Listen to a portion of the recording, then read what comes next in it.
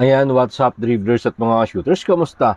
Kamusta po kayo? RJ Abarientos, Troy Rosario, Xavier Losero, Renz Abando, pasok na sa Gilas, Pilipinas. At ang hiniling naman ni Coach Tim Cone kay Scotty Thompson. Ano nga ba ang hiniling kay Scotty Thompson ni Coach Tim Cone? Yan ang ating pag-uusapan, tatalakayin sa bidyong ito.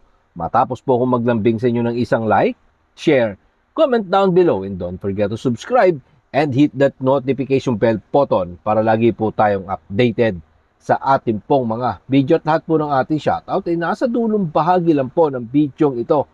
Barangay Ginebra, San Miguel guard RJ Barrientos, Troy Rosario, kasama si Magnolia forward Xavier Losero at high flyer Renz Abando ay parte na nga po ng Gilas Pilipinas pool para sa nalalapit na FIBA Asia Cup next month in Jeddah, Saudi Arabia. Yan nga po ang kinumpirma ni Gilas Pilipinas head coach, Coach Tim Cone, sa kanilang unang team practice. Yesterday po yung ginawa dyan sa loob ng Upper Deck Sports Center in Ortigas.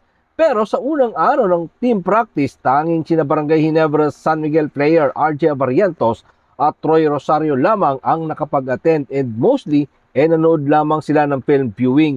At matapos yan, yung iba nga po ay nag-volunteer ng individual workout na nagsisimula talaga ang Gilas Pilipinas practice sa kanilang paghahanda para sa pagsisimula ng FIBA Asia Cup sa August 5.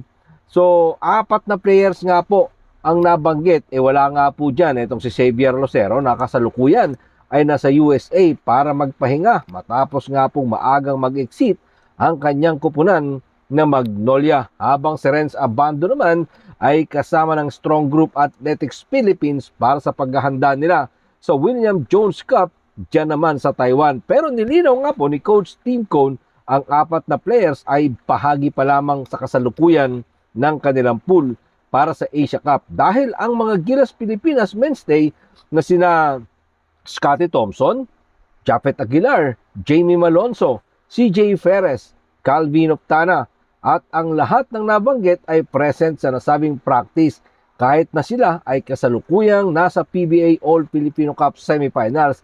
At yung mga overseas player naman tulad nga po ni Carl Tamayo, Dwight Ramos ay nag-shooting kasama si Chris Newsome ng Meralco Bolts.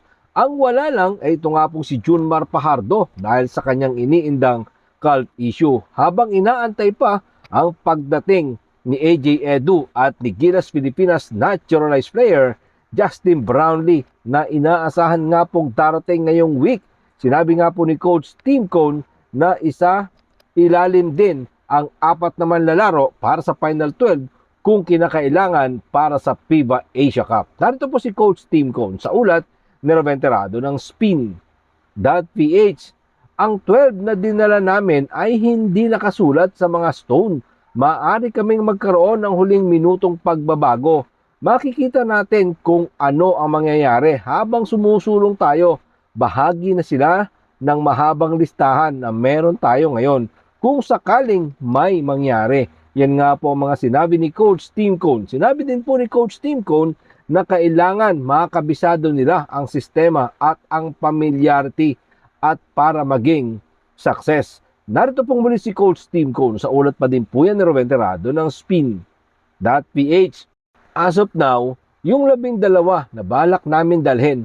Pero kung may mangyari or mararamdaman namin na may mayaambag talaga na kailangan kasama sa team mula sa mahabang listahan, ay idadagdag namin sila. Pero muli ito talagang para sa amin. Ito ay tungkol sa sistema at familiarity. Yan nga po ang mga paliwanag ni Coach Tim Cone para sa 4 na manlalaro na nabanggit po natin. At tanging si Renz Abando at Xavier Losero lamang ang hindi nga po kabisado ang triangle offense ni Coach Tim Cone. So tingnan natin kung sino ang makakasama sa final lineup ng ating pambansang kupunan ng Gilas Pilipinas. Nasasabak nga po para sa FIBA Asia ngayon nga pong August dyan po sa Jeddah, Saudi Arabia. At eto, sa panalo naman po ng Barangay Ginebra San Miguel, si L.A. Tenorio ang gumawa ng isang winning basket.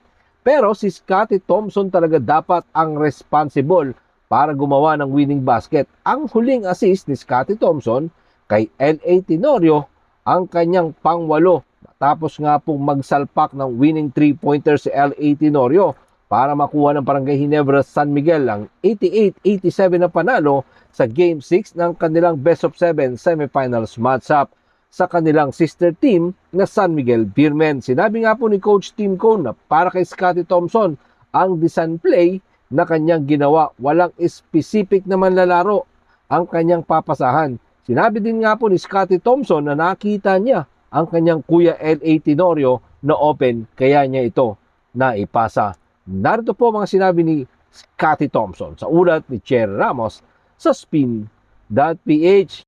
Nagdrawing ng play si Coach Tim to create and makakuha ng breakdown. Luckily, nakita ko si Kuya L.A. Classic, legend, idol. Wala akong masabi. Classic game by Kuya L.A. Thank you.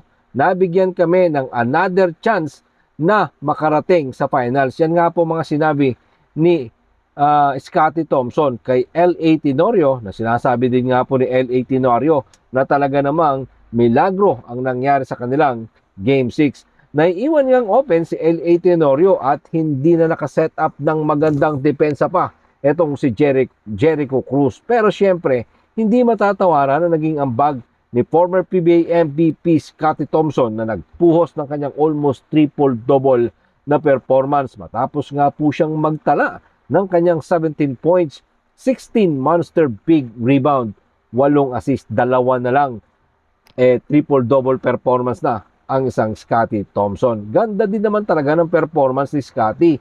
So let's see what happened. Magtutuloy-tuloy nga ba ang swerte ng Gin Kings? Yan nga po ang ating aabangan bukas Wednesday. Sino nga ba ang sasagupa sa nag-aantay ng Tokentex Tropang 5G para sa All Filipino Cup Finals?